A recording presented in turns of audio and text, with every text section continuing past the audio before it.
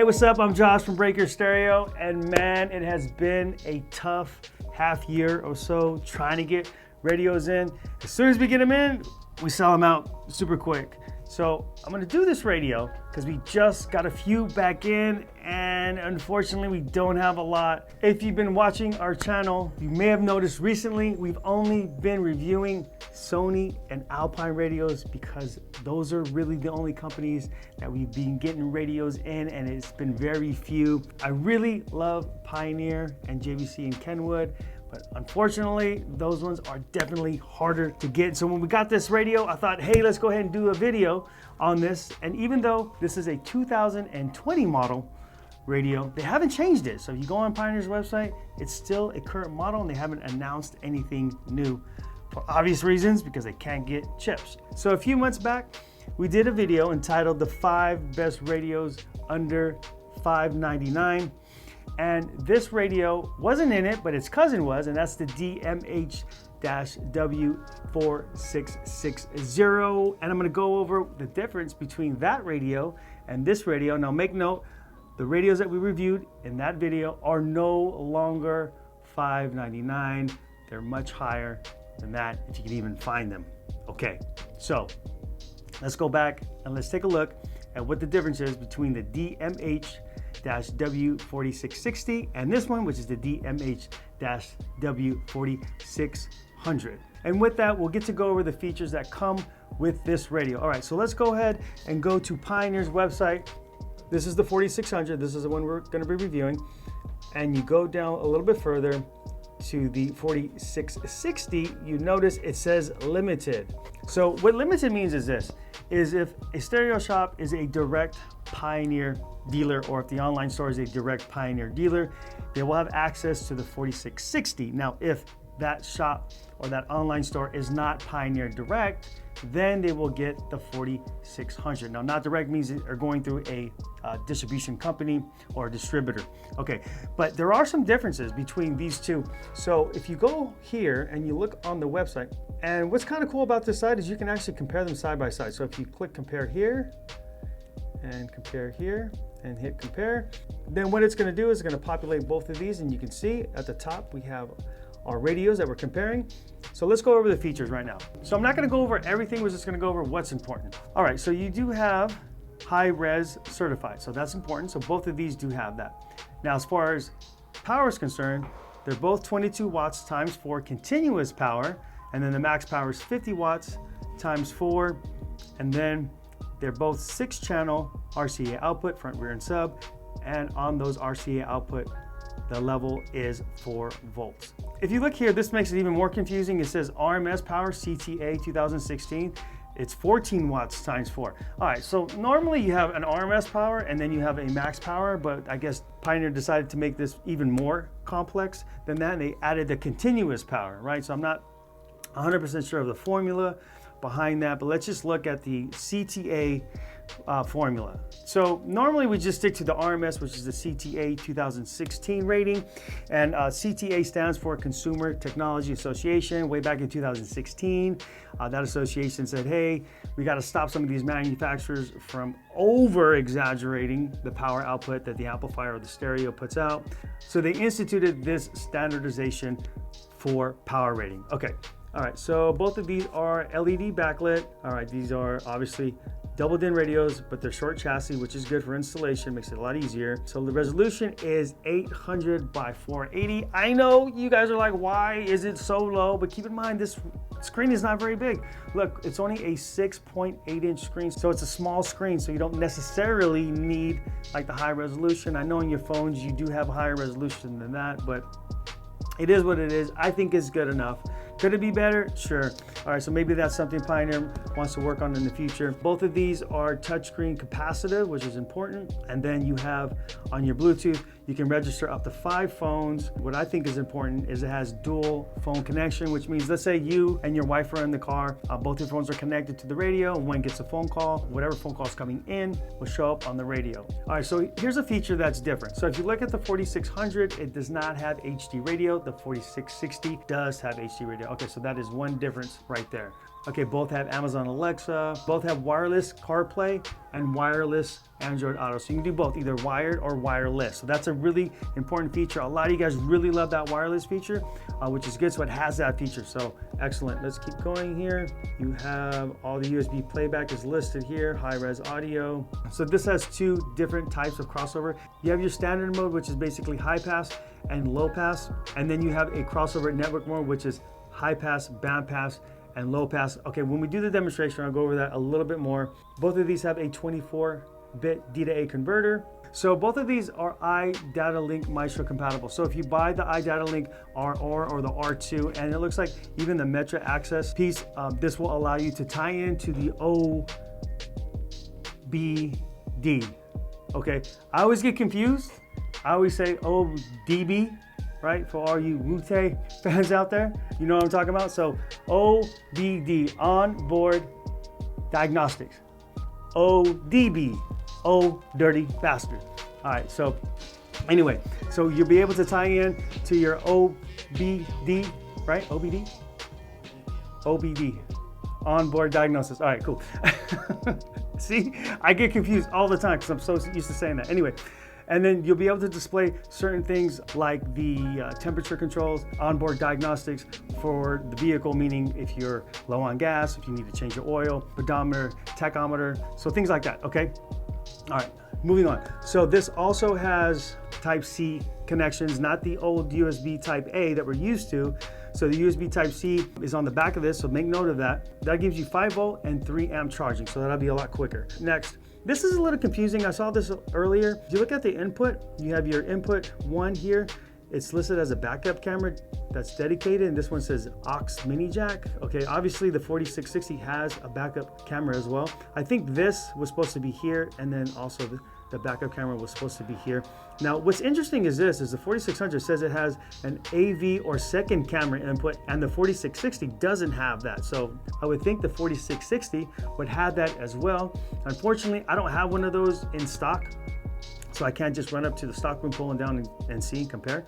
So I'm not 100% sure on that. All right, so we'll leave that as a question mark. All right, and the last thing here is the 4660 does come with a wireless controller.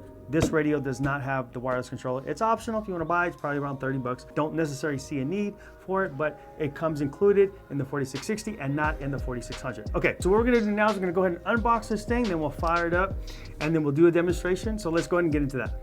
Check this out.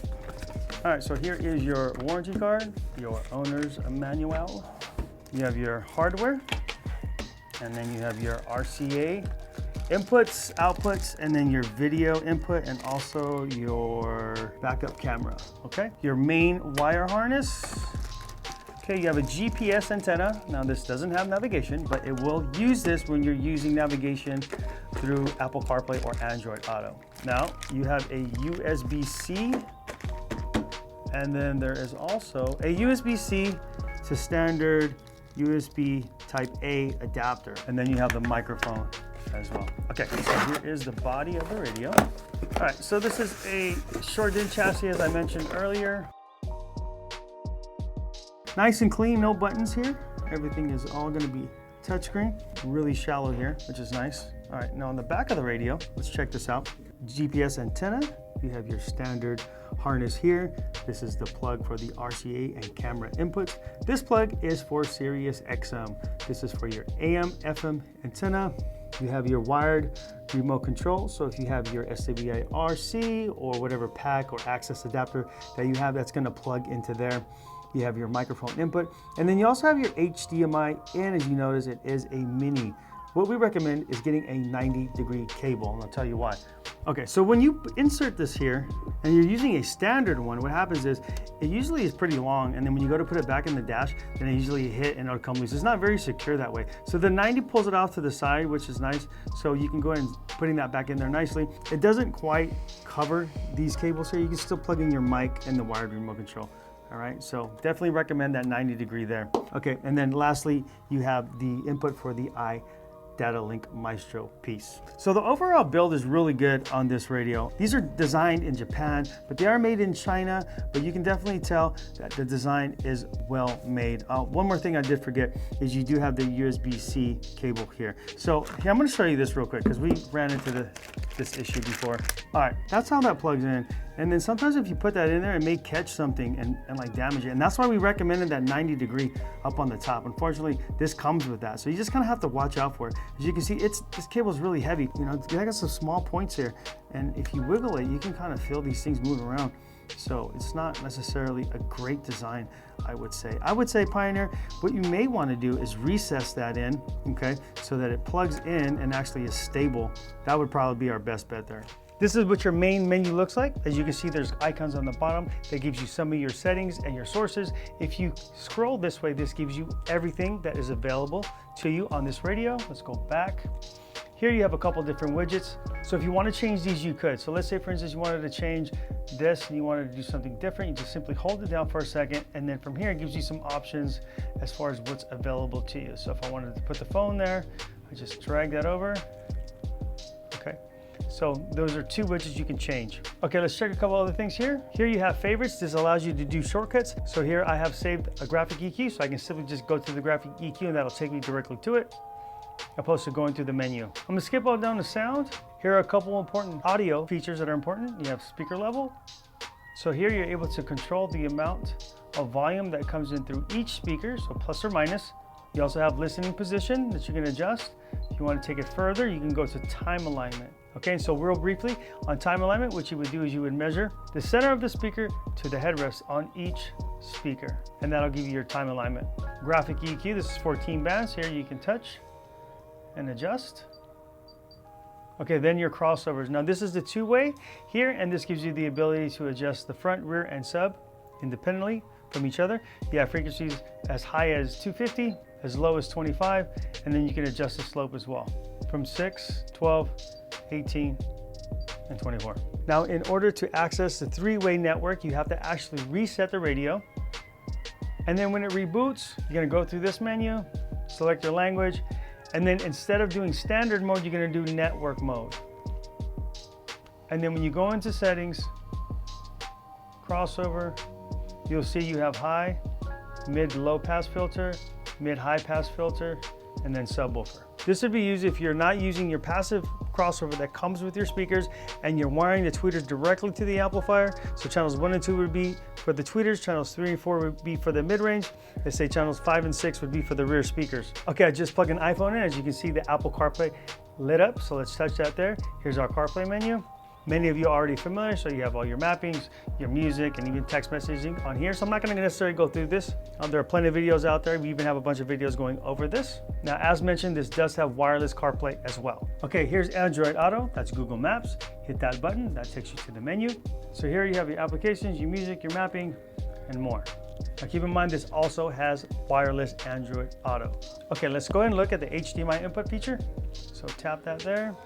Now my phone's already hooked up to it, as you can see. I'm on YouTube, I'm just gonna play anything right now. All right, so that's playing off of my phone, which so happens to be an iPhone, but Androids will work as well. This unit is also Wi-Fi certified, but you do have to go to use of terms first before you can access that. And it is a little lengthy, but once it's done, it's done. So in order to access Amazon Alexa, you do have to set it up. So once that's done, if you want to go into Alexa settings, just go here, main menu. From here, go to things to try. You have getting started, Alexa's talents, entertainment, communication, weather, and then also hooking up your smart home. This gives you an idea of what Alexa is actually able to do. You can tell her to find the nearest gas station, ask her what the weather's like, things of that nature. On entertainment, you can tell her play music from the 70s, play Bruno Mars. Communication, you can say call mom, call dad, call 805-486-8307. You can ask her the weather. And I think this is the coolest. If you have a smart home that is run by Amazon Alexa, you can set up your smart home by telling it to turn on the lights, turn the house to 70 degrees, open the garage door, and more. Okay, this obviously does more, but I think these are the important ones. All right, let's move on to the pros and cons. And I'll start with the pros, because there's a lot of them. Okay, so you have HDMI input, You have your wireless Apple CarPlay, your wireless Andriod Auto. You have Alexa, which I think is a great feature. You have the 2-way or the 3-way networking. You have time correction.